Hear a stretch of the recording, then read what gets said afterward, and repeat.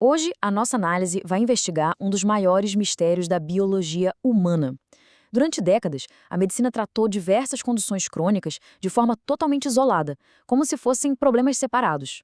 Mas e se houver uma raiz invisível conectando todas elas?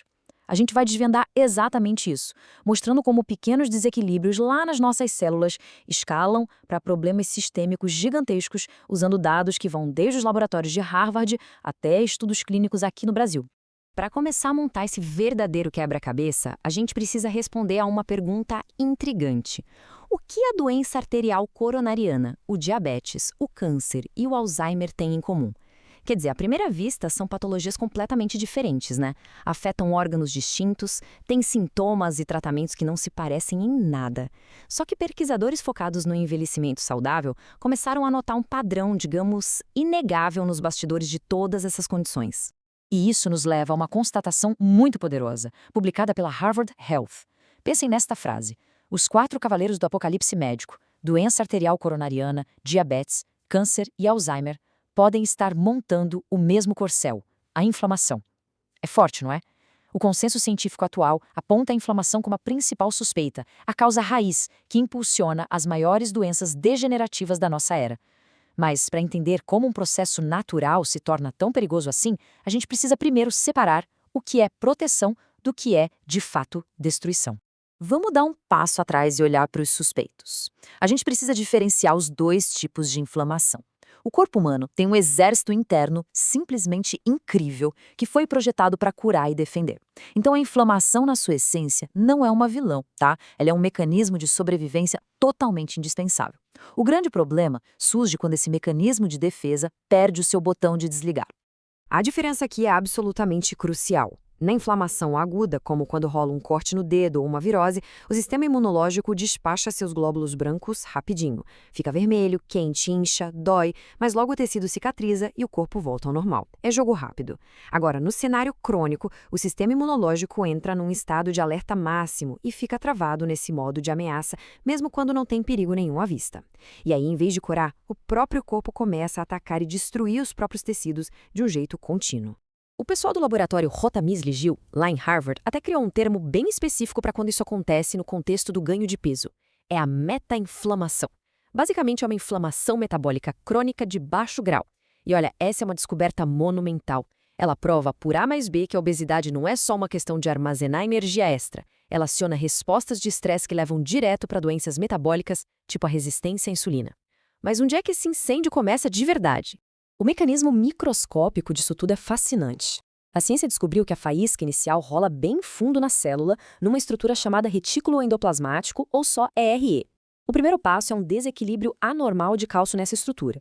E isso desencadeia o passo 2, que é um estresse celular severo. Aí chegamos no passo 3, onde esse estresse puxa o gatilho da inflamação através de componentes chamados JNK.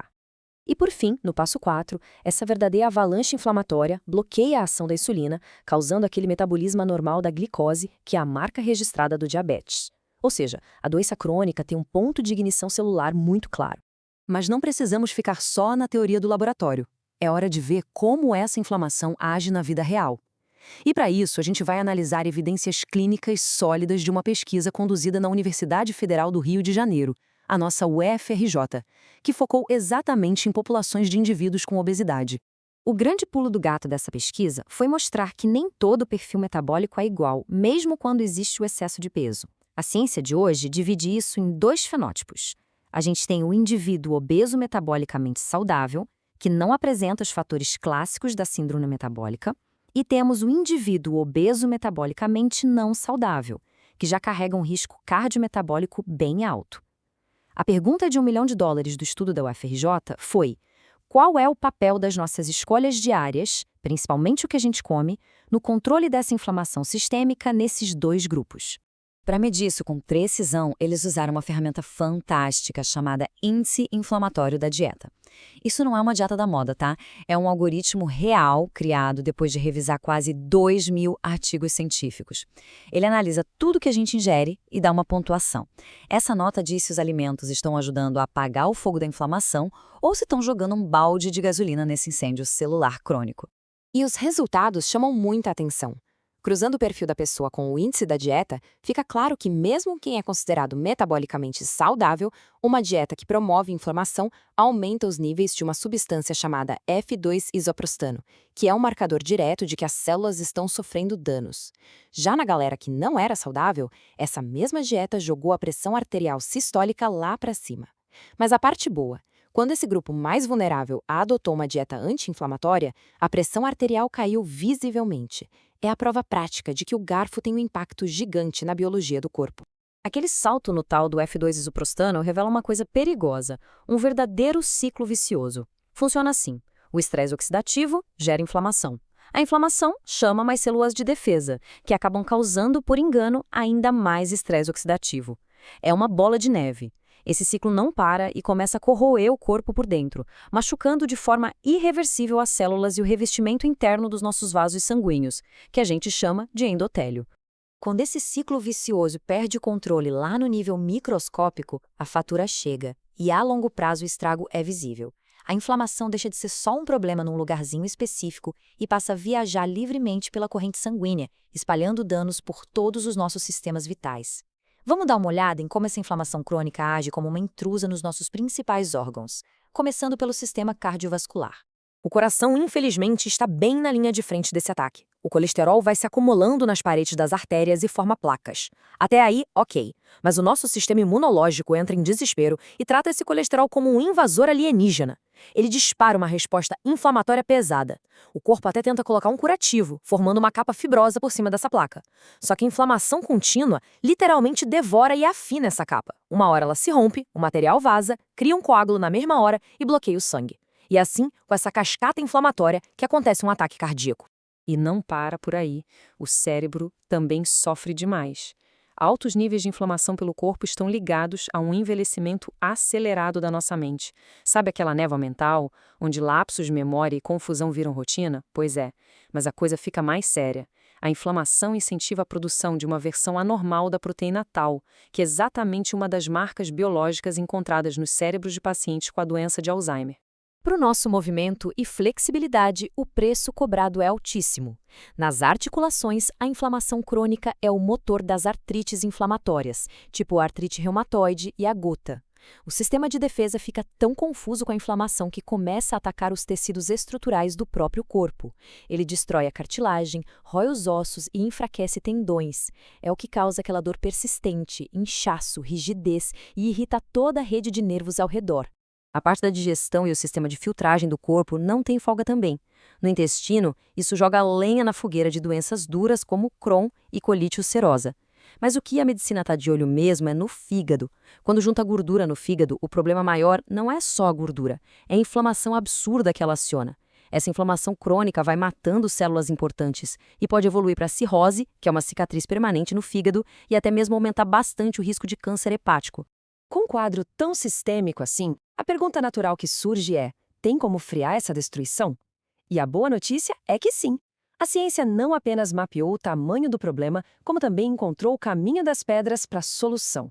A chave é ajustar alguns hábitos do dia a dia de forma estratégica, focando naquilo que comprovadamente consegue apagar esse incêndio inflamatório dentro de nós. A primeira atitude, claro, é cortar o suprimento de combustível do fogo. Como a gente viu lá no índice inflamatório, o estilo de vida moderno está cheio de gatilhos perigosos.